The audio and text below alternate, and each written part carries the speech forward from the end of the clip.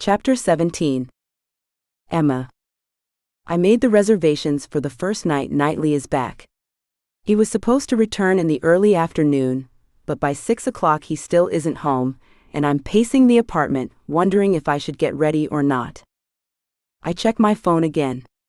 No messages. He texted around the time his flight was supposed to be arriving to let me know he'd be late, but I've heard nothing since. Biting my bottom lip, I decide to get ready anyway. I'm just finishing braiding my hair loosely over one shoulder when the front door opens. Knightley, I say and hurry out of the bathroom. He's standing in the apartment, his face pale under the new tan and his eyes tired. Hey. I'm sorry I'm late. I just need half an hour to shower and change. You're back. There was an issue at the airport, too much snow or something. They almost diverted our flight. I'm glad you made it. With a wink he smiles at me and my insides relax. I wouldn't miss this for the world. He takes his bag and heads past me to his room. Half an hour. Okay. Half an hour later, I'm dressed in a long-sleeve dress that ends mid-thigh. It's black with a dark gray pattern, darker than I usually wear. I grab the flowers I bought and wait by the kitchen island. My heart beats fast, and my palms are sweaty by the time Knightley comes out of his room. He's wearing a black shirt, open in the collar, and black pants. I hold out the flowers like a shield in front of me. You remembered, he says. These are for you. I hand over the flowers, a mixed bouquet in greens and blues. And you put them in a vase. He's smiling happily, and I wonder if it's the first time anyone's given him flowers. Are you ready to go? Sure, let me grab my car keys. Nope. I dangle my keys in front of him. I'm driving. He raises an eyebrow but doesn't protest, just helps me with my coat. You look beautiful, by the way. His breath is warm on my bare neck, and I step away to hide my shiver. And you look very handsome. At the restaurant, the atmosphere is just as romantic as I feared it would be. Once we're seated and studying the menus, I try to think of anything to talk about. Do you know what you want? Knightley asks and blinks. He seems tired. I'm feeling mushroom ravioli. You? I'm thinking that you must have missed me. What? I glance up. He's smirking at me. You must have missed me. Just look at you. I look down at my outfit. What are you talking about? You dressed up for me. And you look really nice. Maybe I dressed up for the restaurant? I raise an eyebrow at him. With a shrug, he turns back to the menu. I choose to believe you did it for me. I shake my head. Once we've ordered our food and there are no more menus to hide behind, I take a sip of water. How was the trip? It was good. He exhales and leans back a bit. We went to a lot of the tourist places, even took one of the tours to see where the movie stars live. You did not. I lean forward. We did. It was Mom's suggestion. I shake my head in disbelief. Did you see where Frank Churchill lives? For a moment, I imagine a hint of a shadow coming over his face, but it's gone in an instant. No, and I'm not sure I'd call him a movie star. Why not? He's been in several movies. I still don't understand why women like him. He seems so unreliable. I can't imagine it's easy to live the kind of life he does. He's got people monitoring him every day. But from everything I've heard, he's a good guy. He probably pays people to say that. I'll bet you he's full of himself and insufferable. I study his face as the server brings our wine. Once we're alone again, I lean my chin on my hand. I never took you for someone who judges people before you've even met them. I think I'm just tired. We stayed out too late last night. Partying with your mom? I tease. You know it. We met up with her client and a few of his friends, and he showed us the club scene. That sounds fun. It was exhausting. I bet there were plenty of pretty California girls there. There were. I scrape my nail over an invisible stain on the tablecloth. Did I tell you that Hannah's cousin, Avery, is coming? I don't want to hear about Knightley hooking up with other girls, and regret bringing it up. I don't think you did. Is she a student? I nod. She's been working for a semester and doing her studies online. And you're never going to believe where she was working. I grin at him. I hadn't found out until a few hours ago myself, when Hannah called to squeal my ear off after talking to her. Where? She was an extra on Frank Churchill's latest movie. Isn't that quite the coincidence? Maybe she knew him from here. I don't think so. Hannah says she's usually very quiet and withdrawn, and it shocked her entire family when she left for Hollywood. Will she be staying here now? I'm not sure. I think so. She'll be living with Hannah for now, at least. I shake my head. It's going to be so cramped. But they're both here on a scholarship, and apparently being an extra doesn't pay very well. Our food arrives and we dig in. Knightley is attacking his plate as if it was his personal enemy. Not that I can blame him. The food here is amazing, rich and full of flavor. For the rest of the meal, we chit-chat about his trip, and the conversation flows easily. It isn't until he demands dessert that I realize we've never spent this much time together, just the two of us. Noah has always been just a step away. I almost forget that this isn't an actual date. But when the bill arrives and I bring out my card, it hits me. I had a really good time, he says as we get ready to leave. Me too. You sound surprised. I shrug. I always suspected you had some good first date moves. First date? He grins. You know what I mean. Women fall into bed easily enough with you, so I figured you must date well.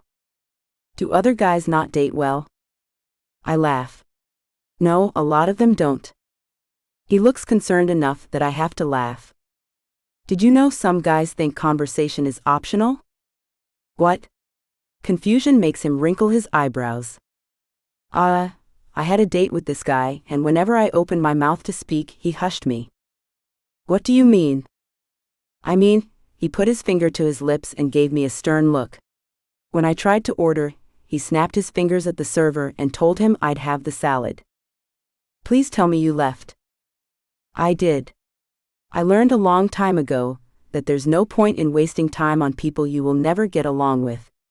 I'm as willing as the next guy to give everyone a fair chance. But when I get the ick, I know it's time to go. Good. We continue reciting bad date stories as I drive us home. I almost want to keep driving, suggest we do something else. I don't want the night to end. As we arrive back at the apartment, Knightley's phone rings. It's Noah. Take it. I have some things to do. Good night. Night. Before my emotions can get any more confused about the date that was not a date, I hide in my room. I quickly change into my pajamas and get into bed with my laptop. One of my resolutions for the new year is to be better prepared for my classes. And now is as good a time as any to double-check my schedule. I've barely settled down before a message from Hannah pops up. Her message just says that it's the latest official photo, so I click the link. An image of Frank Churchill, shirtless and dripping wet, fills my screen. I smile and shake my head. There's a knock on my door. Come in. I turn to face Knightley. His eyes roam over my laptop and the naked man. I hurry to close it, but he clears his throat. My cheeks blush. I forgot to give you this, he says and walks over to hand me a small bag. You got me something? I take the bag and make sure our fingers don't touch. We found this quirky little diner and they sold these, so I thought of you. I smile up at him and reach into the bag. Out comes a small plastic figure. It's a mushroom with an apron, holding a plate with a burger and fries. Thank you. He shrugs. I'm headed out with Noah. I'll try to be quiet when I get back. Okay. Without another word, he closes the door behind him. I study the little figurine and place it on my nightstand. The mushroom smiles happily at me. Chapter 18. Emma. I've barely fallen asleep, it feels like, when there's a rattling from the front door. My heart is pounding as someone struggles to get inside. When the door finally opens, it slams into the wall and someone swears. This is it. I throw back my comforter and take a deep breath. My hands shake as I tiptoe to my closet and grab the bat Noah got me. I carefully open my door. The apartment is dark, and someone is stumbling and swearing. I leave my door open if I need to retreat quickly. I can barely hear over the beating of my heart. But I grip the bat tighter and raise it over my shoulder as I quietly take one step after the other down the hallway. The lights turn on and I scream. I'm ready to clobber the men by the door. One of which is sitting on the floor, leaning against the door frame. I stop and stare. Geez, Emma, Noah says. Don't scare me like that. He sways slightly where he stands. What the fuck, Noah? Why are you sneaking around and scaring me? I thought you were intruders. I lower the bat and place a hand to my heart to calm it down. I'm delivering this. He makes a deep bow at Knightley, who's still sitting, his head drooping. You got him drunk? He did most of the drinking himself. I'll have you know. Most of it. What were you doing? I've never seen Knightley this drunk. He's usually been the one to help Noah get home. We had a delayed New Year's party. It was a success. He slurs the words and I just shake my head. You're an ass. I love you too. Well. He straightens up and pats the door. My work here is done. I'm sure you can take it from here. And I don't think you'll need the bat. I toss the bat on the couch. How are you getting home? You're not driving, are you? Nah, Julian is waiting downstairs. He's the DD tonight. And most nights, I bet. I grumble and place my fists on my hips. Can he walk? I can walk. Knightley raises an arm. See, Noah says. He's fine. Good night, sis. Yeah. Whatever. I use my feet to scooch Knightley out of the way so I can close the door. Come on, I say and grab his arm. Let's get you to bed. I pull at him, and he stumbles a bit before getting up. In my bare feet, I can't help but think how much taller he is. My head barely reaches his shoulder. You're Emma. I know. No, sister. You're his sister. I like Noah. He's my best friend. I know. He's very lucky to have you. I place his arm over my shoulders and try to move him. He can barely keep his feet under him, and I put an arm around his waist to keep him upright. The hand he has on my shoulder is warm. I'm only wearing a strappy top, and when his hand slips down, all I can think of is that I'm not wearing a bra. Let's move forward, I say. Okay. He takes one careful step at a time, and I steer him down the hallway and into his bedroom. After some angling, I get him sitting down on the bed. Let's take off those shoes, I say. Shoes. They're not shoes. You can't call them shoes. Why not? I bend down in front of him. Because they're boots. See, they have laces. Shoes can have laces. No. Okay. I pull off his boots and toss them aside. Now your coat. It needs to come off. As I stand in front of him, he puts his hands on my waist. My stomach leaps and my mouth goes dry. His hands are warm and strong. He leans forward and his cheek is on my breast. You're nice, he mumbles. I know. I push him away and start tugging at his sleeves. You're beautiful. Aga. The most beautiful woman in the world. My heart jumps to my throat at his words. Thank you. I shake my head. I think it's the beer goggles. And the fact that I'm the only woman here. He finally lets me pull off his coat, but as I do, he leans forward on my chest again.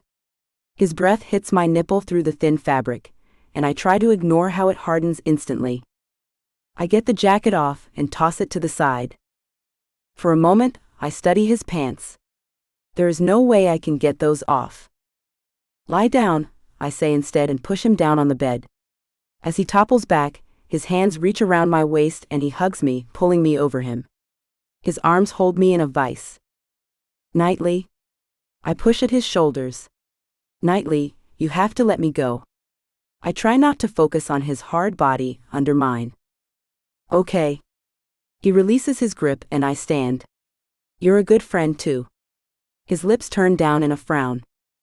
What's wrong? I ask as I lift his legs up. You're my friend. Yes. I try to push him further onto the bed so he won't roll over and fall out, but he's too heavy. That's as good as I can get it. You should sleep now. Will you be here when I wake up? Yes, I will. I scan the room and find a trash can. I place it next to the bed. That's good. Because I want to come home to you. You are home. All night, I wanted to come home to you. It's all I ever want to do. I stare at him, my mouth hanging open as he snores gently. Did I hear him correctly? Did he just say he enjoys coming home to me? And why does that matter? It's the alcohol. It has to be. Alcohol makes you say silly things. I pick up his coat and hang it on the back of an armchair. Then I find his shoes and put them aside. Boots. I smile. Not shoes, apparently. I fetch a couple of bottles of water from the kitchen and place them, along with some painkillers, on his nightstand. He's snoring softly as I close the door and go back to bed.